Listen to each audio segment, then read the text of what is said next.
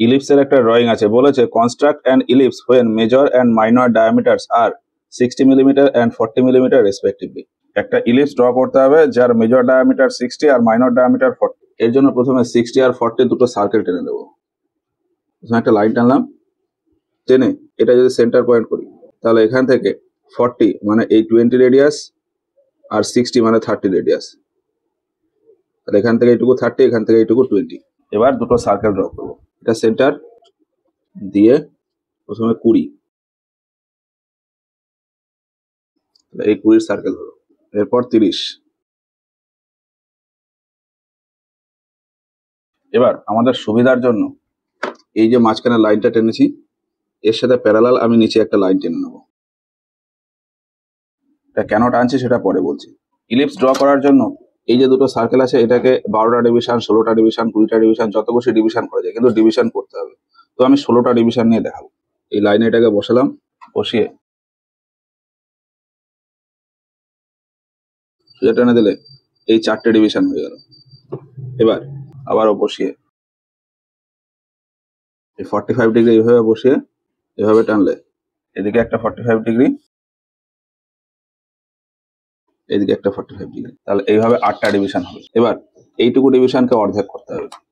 তার জন্য কি করবো, কম্পাসে যে কোনো একটা মাপ নিয়ে এই পয়েন্টে বসাবো। এই পয়েন্টে বসিয়ে এদিকে একটা মার্ক, ঠিক একইভাবে এই পয়েন্টে বসিয়ে এদিকে একটা মার্ক। এই যে পয়েন্ট পেলাম, এই পয়েন্টের সাথে সেন্টার পয়েন্ট মিশে বাড়িয়ে দেবো। এবার এই অ্যাঙ্গেলটাকে যেমন হাফ করলাম, ঠিক একইভাবে প্রত্যেকটা অ্যাঙ্গেলকে হাফ হাফ করতে হবে। এবার প্রত্যেকটা অ্যাঙ্গেলকে আমি এভাবে হাফ না করে আমি কম্পাস দিয়ে মেজারমেন্ট নিয়ে নেবো। এইখান থেকে এই যে আগের এই পয়েন্ট থেকে এইটার এইটুকু ডিস্টেন্স মেজারমেন্ট নিলাম। এখান থেকে এইটুকু যা হবে এখান থেকে এটুকু তাই হবে, ঠিক একইভাবে এখান থেকে এপাশে তাই হবে, আবার এখান থেকে এপাশে তাই হবে। তাহলে এই পয়েন্ট, এই পয়েন্ট, এই পয়েন্ট, এইগুলো আমি সেন্টার থেকে জুড়ে বাড়িয়ে দেবো।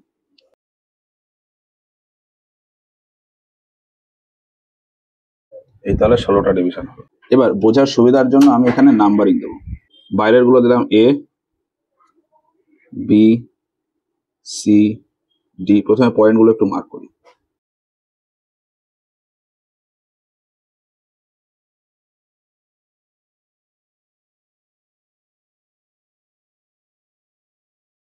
তাহলে ডি, ই, এফ, জি,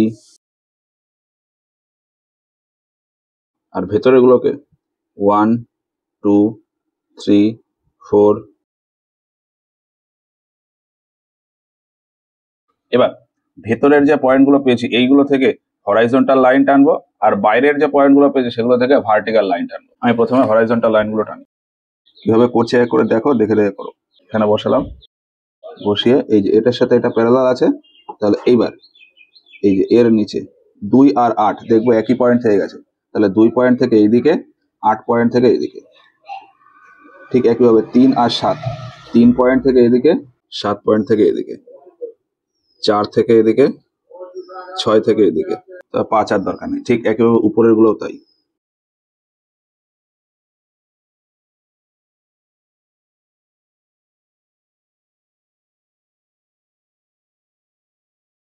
তাহলে হরাইজন্টাল লাইনগুলো হলো। এইবার আমি ভার্টিক্যাল লাইন ফেলবো। নিচের এই রেফারেন্স লাইনে বসালাম, বসিয়ে এই যে আমি এপাশ থেকে শুরু করি। 8-এর এখান থেকে হরাইজন্টাল লাইন টেনেছি, এই এইচ থেকে এই এরকম ভার্টিক্যাল লাইন ফেলবো। তাহলে এইচ থেকে এই ভার্টিক্যাল লাইন, এখানে জে থেকে এই ভার্টিক্যাল লাইন।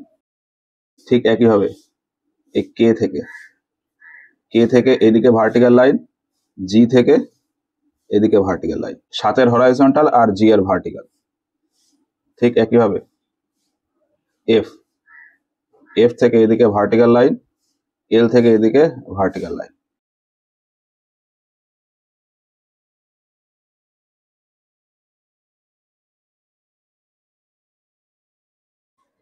এবার নতুন কিছু পয়েন্ট পাবো। এ পয়েন্ট তো আছে, এখান থেকে 2 থেকে হরাইজন্টাল লাইন টেনেছি, বি থেকে ভার্টিক্যাল লাইন টেনেছি, তাহলে নতুন একটা পয়েন্ট পেয়েছে এই পয়েন্টটা। ঠিক একইভাবে 3 থেকে হরাইজন্টাল লাইন, সি থেকে ভার্টিক্যাল লাইন, তাহলে এই পয়েন্ট। এখানে 4 থেকে হরাইজন্টাল, ডি থেকে ভার্টিক্যাল, তাহলে এই পয়েন্ট। 5 এটা এটা যেমন আছে সেরকম থাকবে। 6 ক্ষেত্রে 6 থেকে হরাইজন্টাল, এফ থেকে ভার্টিক্যাল। 7 ক্ষেত্রে 7 থেকে হরাইজন্টাল, জি থেকে ভার্টিক্যাল। 8 ক্ষেত্রে 8 থেকে হরাইজন্টাল, এইচ থেকে ভার্টিক্যাল, তাহলে এই পয়েন্ট। ঠিক একইভাবে এখানে পয়েন্টগুলো পাবো, যেমন এই পয়েন্ট। এবার এই পয়েন্ট এই যে নতুন পয়েন্টগুলো পেলাম, এই পয়েন্টগুলোকে আমি জুড়ে দেবো। এবার এটা আমি ফ্লেক্সিবল কার্ভ দিয়ে করতে পারি বা হাত দিয়েও করে দিতে পারি। আমি এখানে হাত দিয়েই করি।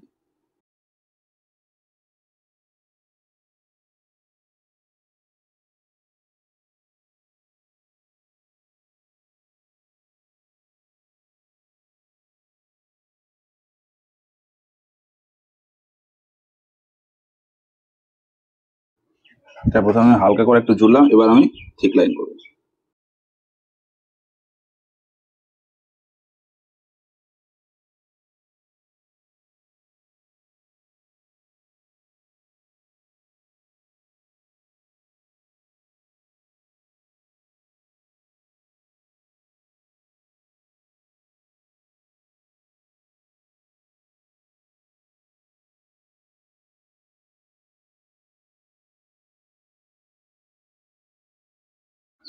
তাহলে এইভাবে ইলিপসটা হবে। এবার এখানে আমি পয়েন্টের নাম দিয়ে দিতে পারি। এ তো আছে, এখানে এটার নাম দিয়ে দিতে পারি P2, P3, P4, P5, 5 পয়েন্টে P5, 6 এর ক্ষেত্রে P6,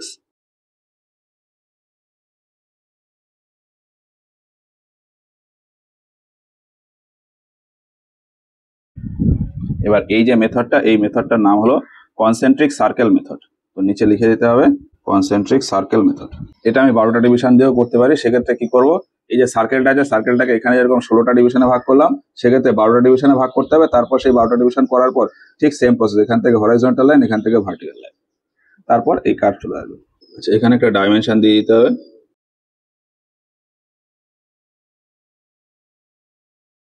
আমি যেভাবে খুশি ডাইমেনশন দিতে পারি।